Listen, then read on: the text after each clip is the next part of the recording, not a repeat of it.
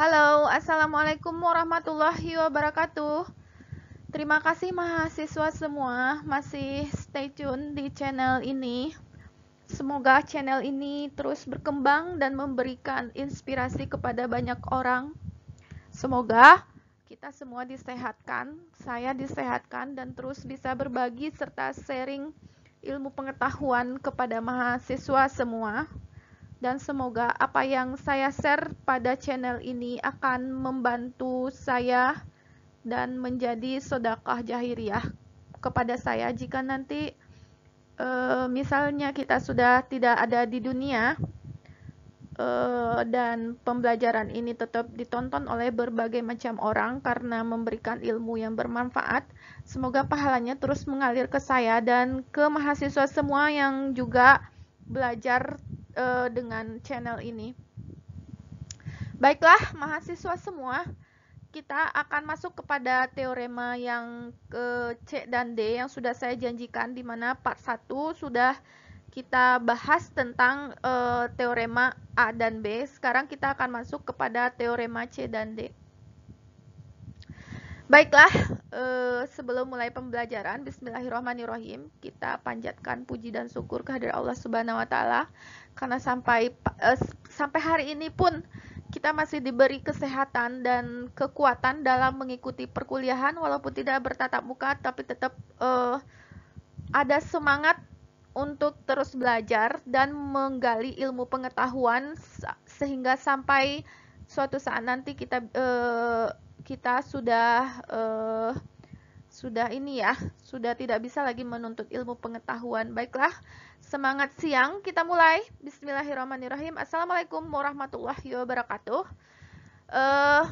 Judul dari pertemuan hari ini adalah Theorems about the Antiderivative Part 2. Itu adalah part C dan D. Oke. Baik, kita coba ke slide berikutnya ya. Ke slide materi, itu adalah slide yang kedua tentang teorema C dan D. Nah, kita coba lagi. Mahasiswa juga boleh ikut untuk mengartikan bahasa Inggris karena berbahasa Inggris ya, karena modulnya berbahasa Inggris. Jadi tidak tertutup kemungkinan mahasiswa juga harus belajar bahasa Inggris dengan baik dan benar gitu ya. Oke. Sekarang kita coba improve pengetahuan kalian tentang bahasa Inggrisnya juga harus dilatih agar nanti ketika tidak di dunia kerja itu bahasa Inggris sangat penting sekali untuk kalian pahami dan kalian resapi dan kalian pelajari, karena tidak boleh anak matematika itu tidak suka bahasa Inggris. Anak matematika harus menyukai bahasa Inggris karena buku matematika itu pada umumnya bahasa Inggris dan bahasa Inggris itu sudah menjadi bahasa yang umum untuk kita semua. Oke, sekarang let we start ya. Itu sedikit saran dari Ibu. Jadi mulai dari sekarang coba dilatih bahasa Inggrisnya. Teorema B. Nah ini. The indefinite integral is linear. Recall from chapter 2 that dx is a linear operator. This meant to think. Apa maksudnya itu? Coba diartikan. Integral tak tentu ya. Indefinite itu kan integral tak tentu gitu ya. Integral tak tentu is linear. Adalah linear. Kita bisa melihat itu pada chapter 2, pada chapter sebelumnya. Itu pada turunan, itu saya sudah mengajarkan bahwa ada sifat-sifat turunan pada chapter 2. Sekarang kan kita masuk kepada integral. Nah, ini sudah ada pada chapter 1 sebelumnya, chapter 2 sebelumnya tentang integral, ini sudah kita bahas bersama. Turunan, bukan integral, sudah kita bahas bersama. Oke. Nah, itu katanya linear dengan dua hal ini yang sudah kita bahas sebelumnya, di mana turunan dari K fx gitu ya, itu K-nya bisa dikeluarkan, kemudian dikali dengan turunan dari fx kan. Kemudian begitu juga dengan turunan dari fx tambah gx gitu ya. Itu artinya adalah turunan dari fx ditambah dengan turunan dari Gx, ya, turunan dari fx ditambah dengan turunan dari Gx.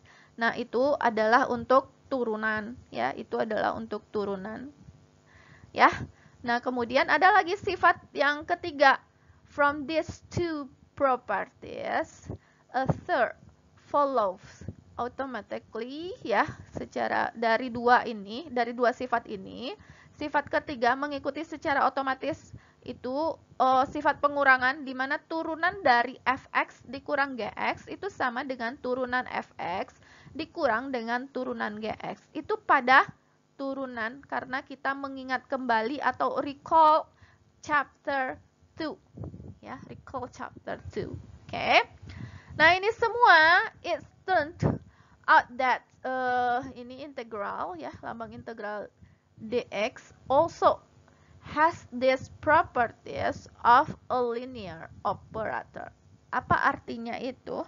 Nah, ini mengikuti bahwa ternyata integral juga also has these properties, sama memiliki properties atau sifat ini juga. Jadi operator linearnya juga mirip dengan sifat yang ada pada turunan, gitu maksudnya, ya. Nah, itu dimuat dalam teorem C, dimuat pada teorema C, ya. Indefinite integral is a linear operator, ya. Jadi integral tak tentu adalah sebuah linear operator. Let f and g have antiderivative atau indefinite integral, and let k be a constant, then, ya. Ya, itu kita misalkan f dan g memiliki turunan tak tentu, ya. F dan G mempunyai anti turunan kok memiliki turunan tak tentu. Let f and g have antiderivative of kok of sih? Salah-salah mulu bahasa Inggrisnya, tapi nggak apa-apa, kita terus berlatih aja. Walaupun tidak lancar bahasa Inggrisnya, tapi kita tetap berusaha untuk terus menggali bahasa Inggris kita, ya. Itu setuju. Mahasiswa juga harus setuju dengan pendapat itu, jadi tidak boleh anti bahasa Inggris walaupun tidak terlalu pintar, tapi harus usaha, gitu, ya. Let f and g have antiderivative or indefinite integral, and let k be a constant, then, ya, misalkan f dan g memiliki anti turunan atau turunan tak tentu, dan misalkan k adalah sebuah konstanta, maka berlaku yang seperti ini, ya. Integral k fx dx itu k-nya bisa dikeluarkan sama seperti sifat dari turunan yang di atas ini, ya. Ketika turunan, k-nya juga bisa dikeluarkan untuk turunan. Pada integral, k-nya juga bisa dikeluarkan, ya. Pada integral, k-nya juga bisa dikeluarkan. Jadi tinggal integral fx dx. Paham itu dapat dimengerti oleh kalian semua tentang teorema ini. Ibu harap semua bisa memahaminya, karena materinya ini cukup materi yang sangat mudah dan materi masih dasar, gitu, ya. Nah, nanti akan lebih sulit ke atasnya, tapi insya Allah bisa kita pelajari bersama. Begitu juga dengan sifat yang kedua ini, ya. Ketika integral fx tambah gx dx, ya, itu juga dapat dipisahkan, jadi menjadi integral fx dx, ya, ditambah dengan integral gx dx, ya. Itu bisa dipisahkan. Nah, begitu juga dengan pengurangan, ya, begitu juga dengan pengurangan. Jadi ketika ada integral, ketika turunan itu bisa menggunakan sifat bahwa turunan fx dikurang gx itu bisa menjadi turunan fx dikurang dengan turunan gx. Begitupun also, ya, also these properties in derivative, ya. Also, katanya kan also has these properties linear operator in indefinite integral. Jadi apa yang berlaku pada derivatif atau turunan itu juga berlaku kepada integral, ya. Jadi ketika ada integral dari fx dikurang dengan gx dx, itu sama artinya dengan integral fx ya, integral fx dikurang dengan integral gx ya. This is the same properties. Oke? Understand? Ya, Ibu harap mahasiswa bisa memahaminya dengan mudah karena itu juga mengikut kepada sifat-sifat pada derivatif yang sudah kita pelajari in chapter 2. Okay, that is enough for you on this properties. I will continue to this the exercise about these properties. Okay, yeah, next slide we will move from this slide. Okay. Ya, ini pembuktiannya, the proof ya, proof from the before properties ya. Ini adalah pembuktiannya. Nah, coba kita artikan lagi ya, proof itu apa? Proof adalah bukti ya. Proof adalah bukti. To show E and ini apa bacanya? 2 ya, 1 dan 2. We simplify, differentiate the right side and observe that we get the integrand of the left side. Oke, nah itu apa artinya? Adalah untuk memperlihatkan yang 1 dan 2, kita cukup mendiferensiasikan, ruas kanan, ya. Kita cukup simplify, itu cukup ya, cukup simplify, differentiate, mendiferensialkan the right side. The right side itu artinya adalah sebelah kanan, bagian sebelah kanan. And observe. Apa itu and observe? Dan amati, kan? Observe itu amati. And observe ya. That we get. Bahwa kita bisa mendapatkan atau kita bisa memperoleh integran. Integran itu apa? Integran yang fx-nya ya, integran of the left side. Berarti kita bisa mendapatkan integran di sebelah kirinya, ya. Ya. Kita ulang lagi itu. So, bagian 1 dan bagian 2 we simplify, differentiate, kita cukup mendiferensialkan the right side. The right side itu adalah bagian sebelah kanan, and observe, dan amati, that we get the integrand of the left side, ya. Jadi kita bisa mendapatkan integran di sebelah kiri. Gitu ya. Nah, itu artinya. Nah, kita coba perhatikan itu maksudnya seperti apa. Nah, ini kan ada apa namanya ini? Bentuknya seperti ini tadi ya, bentuk dari integral itu ya, ada dx dari k ya. Turunan itu ya, turunan dari k integral fx dx. K-nya bisa kita keluarkan kan? Kalau pada aturan turunan kan tinggal di dalamnya dx integral fx dx, ya kan? Nah, kalau seperti itu berarti K-nya itu adalah bisa dikatakan bahwa ini adalah sebuah fx kecil kan? Turunan dari integral fx dx ya, turunan dari integral fx dx. Kan ada integral ini di atas turunan, berarti kan ada integral. Kemudian integral itu kita turunkan, maka dia akan kembali menjadi sebuah fungsi fx. Kan ya begitu ya. Ketika integralnya kita turunkan, maka dia akan menjadi kembali sebagai sebuah fungsi fx. That's enough for you. Okay, I will continue. Oke, dx dari fx, integral fx dx ditambah dengan integral gx dx. Ini dx-nya bisa kita bawa keluar yang dalam kurung, kemudian kita satukan dengan yang bagian sini, kemudian kita tambah, kemudian dx-nya kita satukan dengan yang bagian sini, karena itu adalah sifat properties dari turunan. Properties dari turunan itu kan kita bawa ke depan, itu bisa menjadi sebuah turunan dari integral ya. Ketika kita bawa ke depan itu menjadi sebuah turunan dari integral. Begitu juga dengan bagian ini kan. Ketika bagian ini kita turunkan dx dan gx-nya juga seperti itu. Nah, turunan dari dx fx dx-nya itu adalah sebuah fungsi fx. Turunan dari sebuah gx dx itu adalah sebuah fungsi gx. Nah, properties dari 3 dan 4 follow sifat dari 1 dan 2, 3 dan 4 kan tadi kurang ya. Nah, sama aja dengan ini kan, kembali lagi dia ke sini. Bisa paham pembuktiannya? Oke, kalau tidak paham nanti coba dipahami lagi. Sekarang kita coba ke example from these properties ya. Example from these properties. Using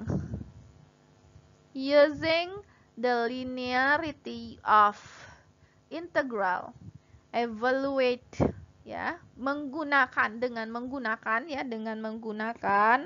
sifat dari integral, kelinearan integral tadi kan kita sebut dengan kelinearan.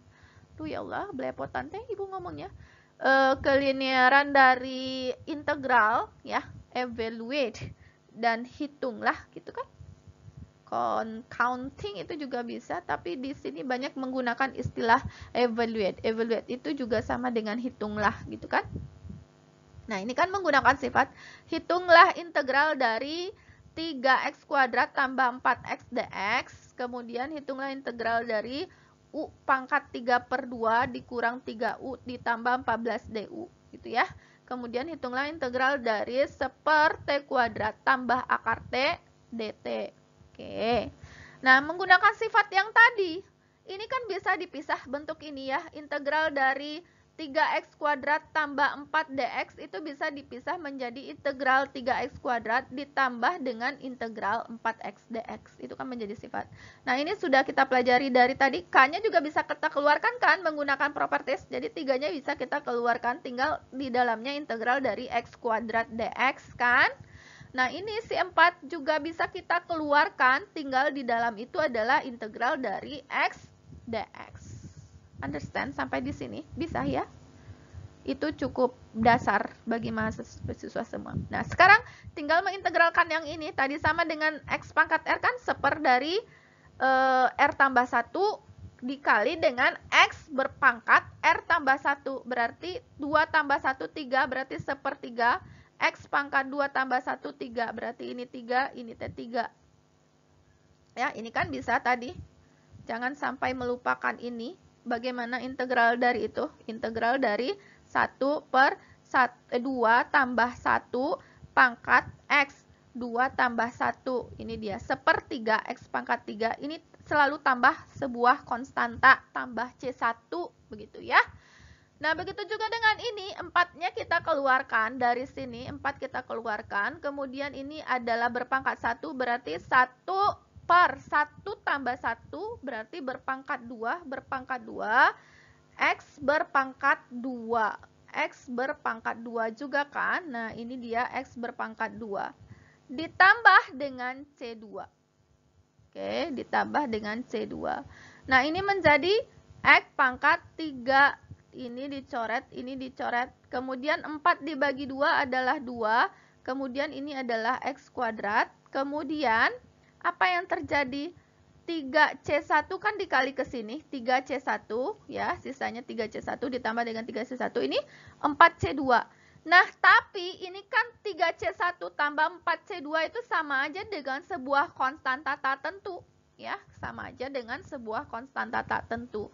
Jadi, itu bisa kita buat menjadi sebuah konstanta C. Ya, itu bisa kita buat menjadi sebuah konstanta C. Jadi, tinggal X pangkat 3 ditambah dengan 2X kuadrat ditambah dengan C. Bisa paham? Ibu rasa ini tidak sulit untuk dipahami, ya. Nah, sekarang kita masuk kepada, nah, ini penjelasan dari konstanta yang Ibu bilang tadi. Two arbitrary constant C1 and C2 appear, but they were combined into one constant. See a practice we consistently follow. Itu apa artinya itu? Dua konstanta sembarang ya, arbitrary sembarang ya. Dua konstanta sembarang itu adalah C1 dan C2 appear muncul. Appear muncul bukan? Appear muncul ya, muncul, but they were combined into one ya, tetapi digabung dalam satu konstanta ya, tapi digabung dalam satu konstanta into konstanta C, but they were combined into one constant C. Nah, gitu ya, tapi digabung dalam satu konstanta C. Suatu hal yang secara konsisten akan kita ikuti, ya. A practice we consistently follow. Jadi itu kita harus ikuti terus. Kalau ada dua konstanta yang muncul dalam suatu persamaan integral, itu bisa kita tulis menjadi sebuah konstanta C. Oke, understand? Untuk kasus yang A, sekarang kita coba kasus yang B. Next, B cases. Okay, we will continue to B cases. Okay, kita coba ya. We will continue to B cases from this problem or exercise. Not exercise, but example for this properties. Okay, let me check. Siapa yang capek? Kalau capek itu digerakkan dulu punggungnya, dipijit-pijit ringan. Kalau ada yang menonton video ini lagi capek, itu dipijat-pijat ringan punggungnya biar capeknya kendor, biar urat-uratnya tidak tegang ya. Tapi semoga mahasiswa semua, Ibu berharap dengan dengan Ibu membuat video ini dapat kalian tonton ya. Dapat kalian tonton dengan maksimal sehingga apa yang Ibu harapkan bisa tercapai kompetensinya dalam pembelajaran ini. Tapi jika kalian tidak menonton video ini, itu berarti sama saja dengan apa yang Ibu lakukan itu menjadi sebuah perbuatan yang sia-sia ya. Jadi kalau kalian tidak punya paket, itu boleh di-download. Silahkan download videonya, kemudian tonton videonya secara offline. Ibu tidak bermasalah dengan itu. Ya, oke. Karena YouTube itu hanya sebuah media yang Ibu jadikan tempat supaya ilmu ini bisa bermanfaat untuk semua. Oke, terima kasih ya yang sudah menonton langsung dari YouTube-nya. Ibu juga terima kasih yang sudah mendownload dan menonton secara online. Ibu juga tidak bermasalah dengan hal itu. Oke, kita lanjut ya. Kita lanjutkan. Note the use of variable u rather than x. Nah, ini this is fine as long as the corresponding differential symbol is du, since we then have a complete chain of notation. Itu apa maksudnya? Coba diartikan. Note itu bisa catat, bisa perhatikan ya, perhatikan juga bisa.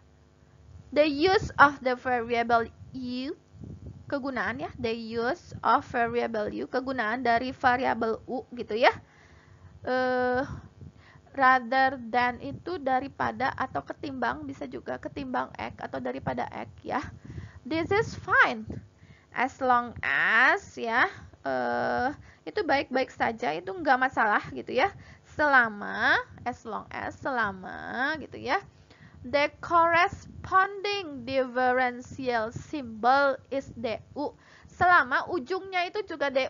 Kalau simbol di dalamnya itu teh x, maka dia di ujungnya juga dx. Nah, kalau dia pakai simbol u itu nggak bermasalah, pakai simbol u selama ujungnya juga du. Nah, selama ujungnya du, this is never mind for us. So, ketika kalian katakan bahwa ini adalah simbolnya itu adalah u, tapi ujungnya du, this is never mind. Itu maksud dari kalimat ini ya. Since we then have complete chains of notation. Apa itu? Karena itu kita mempunyai suatu perubahan cara penulisan yang lengkap. Jadi nanti kita tulis ya, then have complete chain of notation.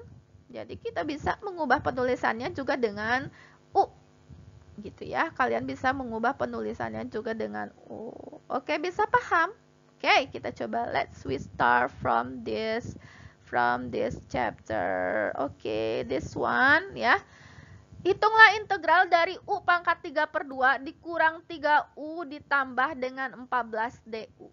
Ya, itu bisa kita lakukan dengan cara memisahkan kan?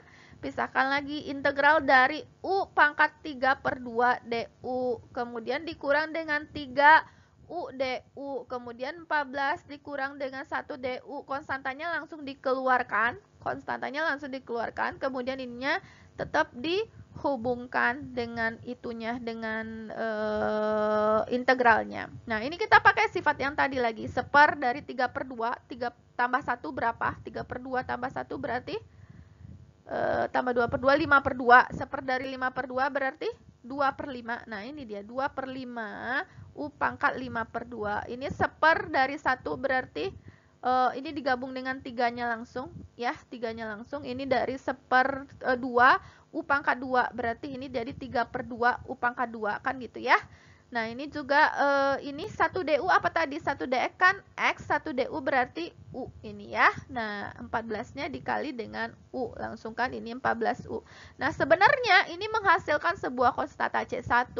Ini menghasilkan sebuah konstanta C2 ya, min 3C2. Ini menghasilkan sebuah konstanta 14C3. Nah, itu kan digabung menjadi sebuah konstanta C dikurang dengan 3C2 ditambah dengan 14C3 gitu kan.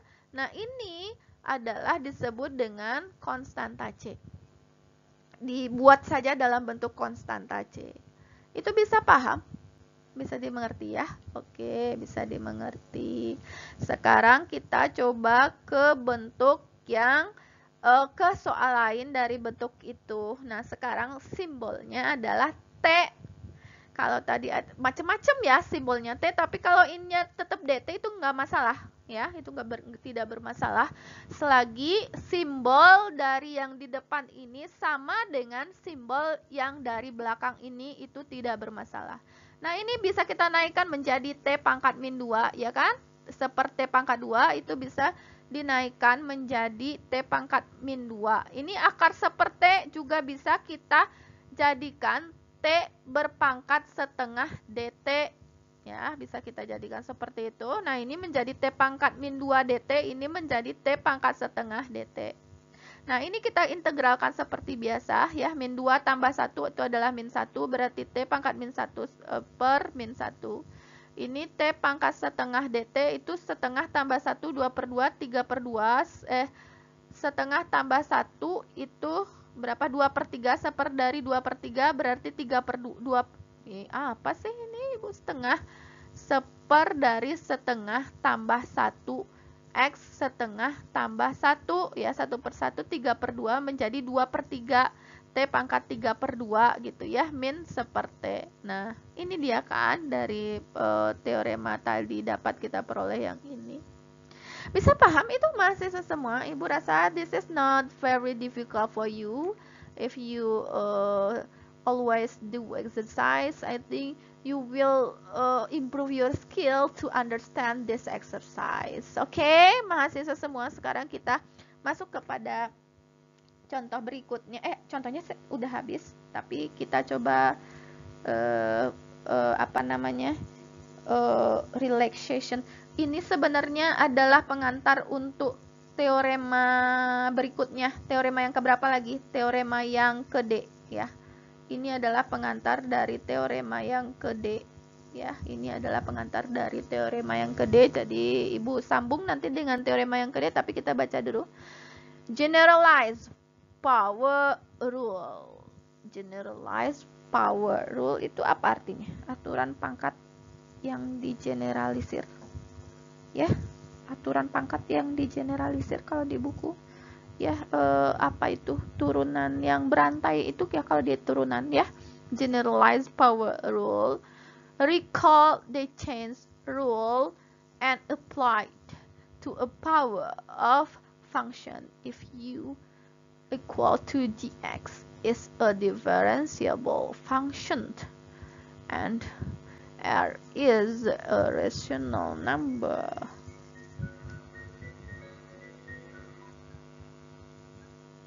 Then R is not equal minus 1, dan itu apa artinya? Recall. Recall itu kita panggil kembali. Jadi kita selalu merecall kembali aturan-aturan yang ada pada turunan. Itu kita kita sinkronisasi dengan apa aturan-aturan yang ada pada pada integral. Jadi apa-apa yang sudah ada, aturan-aturan yang ada pada turunan, itu bisa kita recall atau kita panggil kembali dengan aturan-aturan yang ada pada integral ya. Jadi kalian harus juga ingat sih apa-apa aja sifat-sifat atau properties in derivative gitu ya. Nah, sekarang kita coba mengartikan yang tadi. Ingat kembali, recall the chain itu berantai, chain ya, aturan rantai pada derivative chain. Ini kita bacanya chain. Kalau apa namanya, chain rantai ya, chain rule, aturan rantai as applied to a power of function. Apa itu artinya? Yang diterapkan pada pangkat suatu fungsi ya, as applied, diterapkan to a power. A power itu kan pangkat ya, pangkat, a power of x, pangkat x ya. Berarti ini pangkat dari suatu fungsi if jika u sama dengan sebuah gx is a differentiable function. Function itu adalah sebuah fungsi yang terdiferensiasi gitu ya. Adalah fungsi yang dapat didiferensialkan atau fungsi yang dapat terdiferensiasi gitu ya. And R is a rational number ya, di mana R juga adalah sebuah bilangan rasional gitu ya, di mana R-nya tidak sama dengan -1, maka nah ini sambungannya ya teman-teman semua dan mahasiswa semua. Ini sambungannya, ini kepalanya itu kan di sini. Ini kenapa ada lagi yang tadi? Kok masuk lagi yang bagian apa namanya, bagian integral dan contoh soal tadi? Berarti ini salah ya. Ini bukan lanjutannya. Ini tercopy 2 kali, berarti PowerPoint-nya atau PPT-nya, berarti bukan ini sambungannya ya. Jadi ini adalah bagian yang salah. Kita lanjutkan. Ya, kita lanjutkan. Coba lihat PPT berikutnya. Nah, ini dia sambungannya. Nah, ini sebenarnya bentuk dari tadi itu ya. Oh, udah disalin lagi Ibu di sini, udah di-copy lagi di bagian ini yang Ibu jelaskan tadi itu sudah di-copy lagi pada bagian sini. Jadi bagian bawah itu bisa dihapus sebenarnya, dan slide sebelum ini itu adalah slide yang salah. Ini adalah slide yang benar. Kita ulang lagi, generalized power rule ya, tadi aturan pangkat yang digeneralisasi gitu ya. Recall the chain rule, kita ingat kembali aturan rantai as applied a power of a function, itu adalah penerapan dari sebuah pangkat dari sebuah fungsi jika u adalah sama dengan gx adalah fungsi yang terdiferensiasi dan r adalah rational number di mana r tidak sama dengan -1, maka berlakulah ini dx u R tambah 1 per R tambah 1 itu adalah U pangkat R dx dari U. Masih ingat kalian? Ibu contohkan ya biar nggak ngawur. Karena itu dalam U, Ibu contohkan di dalam bentuk pangkat saja. Misalnya X tambah 3 pangkat 5 gitu kan. Bagaimana cara menurunkannya di aturan rantai? Siapa yang masih ingat? Iya, kita turunkan dulu yang di luar kan. Berarti ini adalah 5 pangkat X tambah 3, ini 5 kurang 1 kan, kalau di turunan ini kan dikurang, kalau di integral itu ditambah, ini menjadi seper ya, berarti 6. Nah, kita turunkan lagi kan, D dari X tambah 3 kita turunkan lagi kan, nah berarti ini 5 X tambah 3 pangkat 6, turunan dari X tambah 3 kan 1 ya, jadi 5 kali 1, 5, ini X tambah 3 pangkat 6. Kan itu kemarin ya sifat di turunan, ya kan? Sifat di turunan begitu. Nah, sifat di turunan ini juga berlaku untuk sifat pada integral, ya. Ya, kan ini dia sifat pada, nah, O in function notation, ya, ini bisa dinotasikan kan, dinotasikan seperti biasa itu, bisa gx x tambah 1 pangkat r tambah 1 per R tambah 1, itu bisa kita notasikan seperti ini. Itu apa maksudnya? Atau dalam cara penulisan fungsi ya, itu artinya ya, ini deh. or in function notation itu, atau in function notation, atau dalam cara penulisan fungsi. La ilah belepotan ya Allah.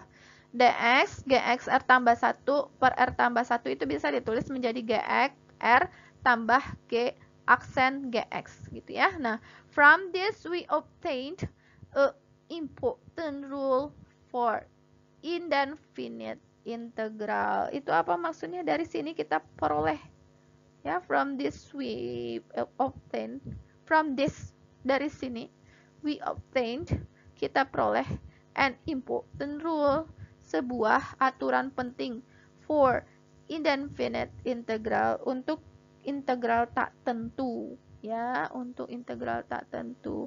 Nah, di teorema D kita dapatkan generalized power rule untuk integral. Kalau tadi kan ini untuk turunan, sifat yang di turunan yang di bab 2 ya. Let's G be differentiable adalah, misalkan G adalah sebuah yang fungsi yang terdiferensiasi, yang terintegrasi, yang terdiferensiasi, ya, interdiferensiasi, and a rational number different from -1 dan ya.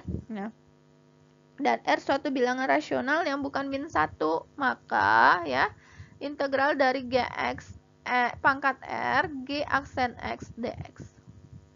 Maka itu sama aja dengan integral dari di dalamnya itu. Kalau sudah ada turunannya yang di luar ini G aksen X, berarti kita tinggal integralkan saja bentuk Gx-nya. Kalau memang di luarnya itu sudah G aksen X dari yang ini ya, berarti tinggal 1 per R tambah 1 Gx R pangkat 1 kalau seandainya bentuk pengalinya itu sudah merupakan turunan dari si Gx itu sendiri. Bisa paham itu? Oke, to apply di teorem D. Jadi untuk mengaplikasikan teorema D, we must be able to recognize the function G and G accent in the integrand ya.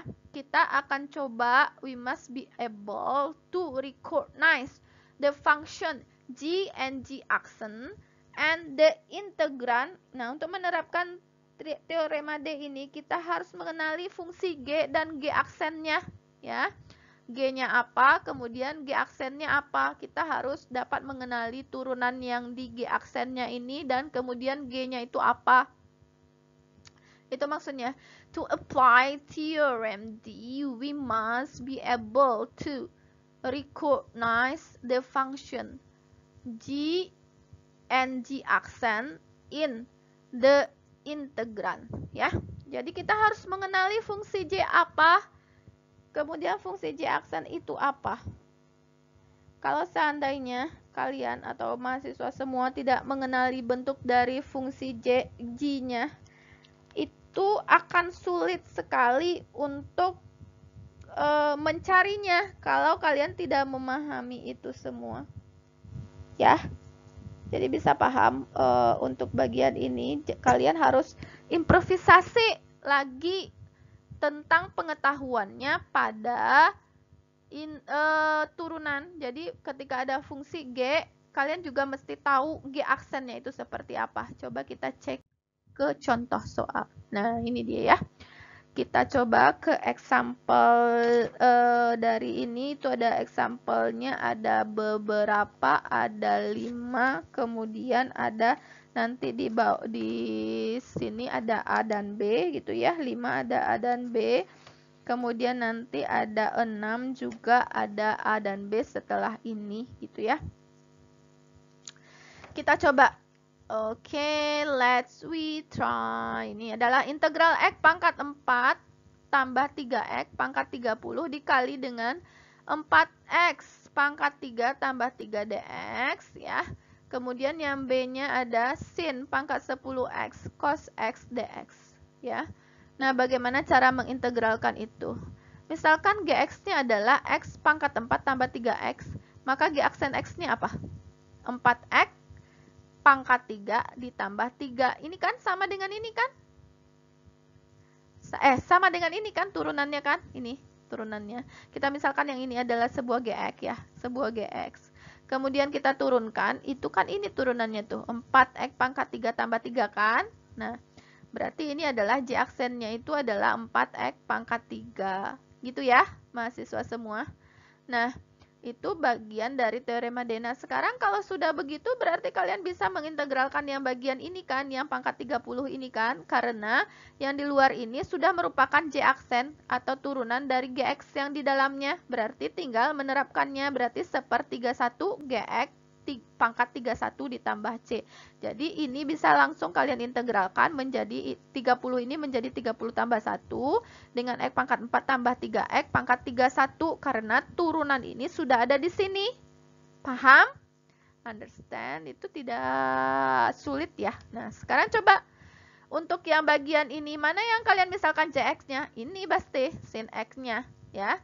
Sin X-nya berarti kita misalkan adalah sin Jx, apa sih bahasa Indonesia? Gx ya. Gx-nya kita misalkan dengan sin X gitu ya. Nah, turunan dari sin X sendiri sudah ada di sini, itu adalah cos X. Jadi kalian bisa menurunkan ini saja menjadi 1/10 tambah 1. 1/10 tambah 1 adalah 11. Kemudian tinggal sin pangkat 11 ya, ditambahkan karena Jx-nya sudah ini kan, turunan dari sin X sudah ada cos X di sini. Oke, paham kan? Ya. Example 5. So, why the Leibniz use differential dx in this notation? Ini cacing dx. If we let u equal to gx, then du equal to g aksen dx. The conclusion of theorem D is therefore. Itu apa maksudnya itu? Example 5 ya, contoh 5 itu artinya kan? Contoh 5 itu katanya so, why Leibniz menunjukkan ya, memperlihatkan, menunjukkan kenapa si Leibniz menggunakan diferensial itu dx di dalam notasi integral dx gitu ya. Jika misalkan u sama dengan gu ya, kita misalkan u sama dengan gu ya, kita misalkan u sama dengan gx gitu ya, u sama dengan gx, maka du-nya adalah g aksen x dx, itu kan. The conclusion of the theorem D is yang ini tuh, u pangkat r du, berarti menjadi u pangkat r tambah 1 per r tambah 1 ditambah dengan c, karena dimana r-nya tidak sama dengan 1 karena turunannya itu sudah ada di gx, di g aksen x-nya, jadi bisa aja diganti sebagai sebuah si u ya, r tambah 1 u pangkat 1 tambah c ya. Nah, kalian bisa memahami itu dengan baik jika kalian memahami turunan yang di dalam cu itu seperti apa ya. Which is the ordinary power rule with u as the variable, thus the generalized power rule is just the ordinary power rule applied to function, but in applying yeah, we must always make sure that we have the u to go with u a power u of r. The following example illustrate what we mean. Ya, apa maksudnya itu? Which is the ordinary power. Itu apa maksudnya? Ya. Apa maksudnya? Which is the ordinary power. Aturan pangkat ya. Apa nih? Which is the ordinary power rule ya. Disambung dengan rule ini kan. Aturan pangkat ya, with u, dimana dengan u as the variable, sebagai variabel kan. Thus, jadi ya, the generalized power rule ya, aturan pangkat yang digeneralisir ya, the generalized power rule is just the ordinary power, hanyalah aturan pangkat yang bisa diterapkan ya, power rule applied to function, yang bisa diterapkan ke fungsi.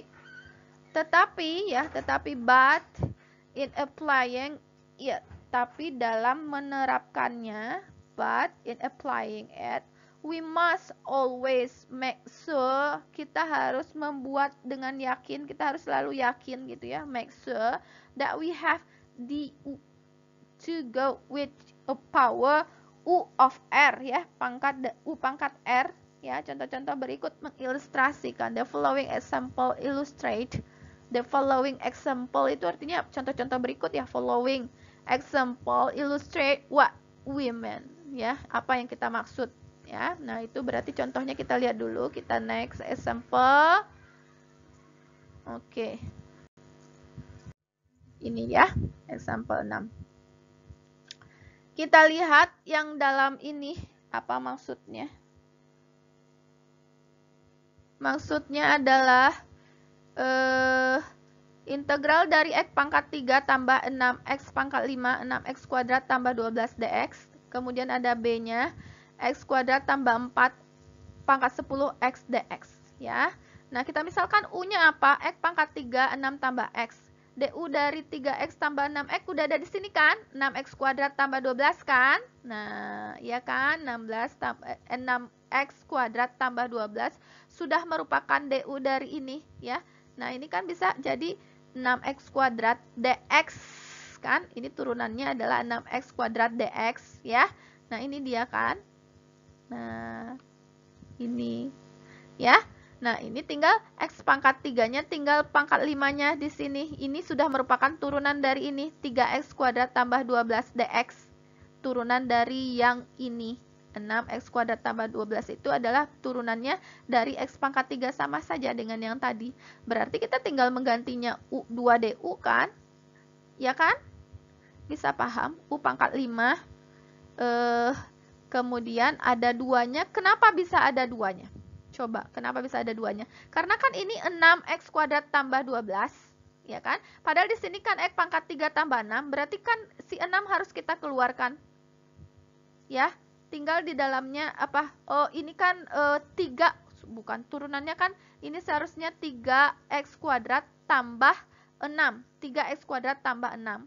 Berarti di dalamnya juga harus kita tinggalkan 3x kuadrat tambah 6. Sedangkan di sini adalah 6x kuadrat tambah 12. Berarti 2 harus keluar.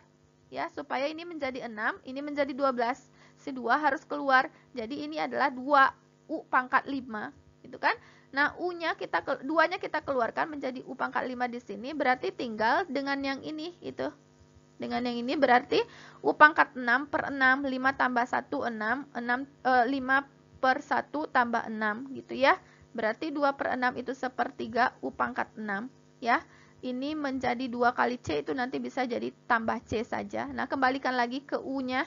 U-nya adalah x pangkat 3 tambah 6x pangkat 6 per 3 ditambah dengan k. Ibu rasa tidak sulit ya untuk memahami ini. Semoga bisa dipahami dengan baik. Oke. Sekarang kita coba ke B. Contoh yang B. Ya, kita coba to think. Should be note not about our solution. First, the fact that 6x tambah 12 dx is 2du instead of du cause no trouble. The factor 2 could be moved from the integrated sign by linearity. The second, we want to work with a arbitrary constant of 2c. This is still an arbitrary constant. We call it keterangan dari yang tadi itu ya, kenapa muncul 2 di du-nya. Kan udah Ibu jelasin tadi, kan turunannya cuma 3x kuadrat tambah 6, tapi yang terjadi adalah 3x tambah itu, jadi harus dikeluarkan 2-nya, maka muncul si 2 di sini, ya kan? Nah, sekarang contoh yang kedua adalah ini. Kita misalkan berarti, tadi masih ingat soalnya? Apa soalnya? Tadi kan masih ingat soalnya x pangkat 2 tambah 4 pangkat 10x gitu kan? Nah, ini apa ini turunannya? 2x kan? Ini turunannya adalah 2x ya, 2x. Oke. Ini adalah turunannya 2x, sedangkan di sini yang ada adalah x. Nah, bagaimana dia?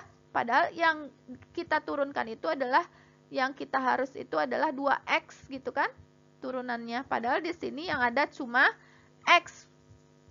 Padahal ini kalau diturunkan 2x. Nah, supaya menjadi x gimana? Berarti ini harus dikali setengah.